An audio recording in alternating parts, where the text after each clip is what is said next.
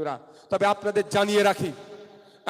জানিয়ে রাখি মমতা ব্যানার্জি যখন রাস্তায় নেমে নাটক করছিল, একদিকে 90,000 অফিসার দিয়ে, একদিকে প্রায় 250 কোটি টাকা খরচ করে দ্রুততার সাথে এসআইআর করার জন্য মমতা ব্যানার্জি যখন রাস্তায় নেমে নাটক করছিল, তখন ভাঙড়ের বিধায়ক নওশাদ সিদ্দিকী সুপ্রিম কোর্টের আইনজীবীদের সাথে কথা বলছিল এইটা নিয়ে কিভাবে মামলা করা যায়।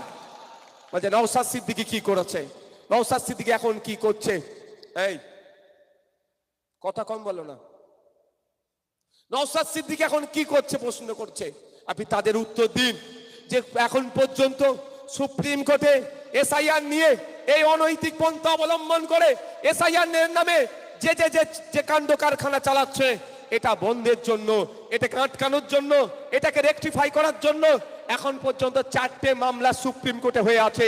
সেই 4জন মামলাকারীর মধ্যে নওশাদ সিদ্দিকী একজন আছে। কি বলছি বুঝতে পেরেছেন?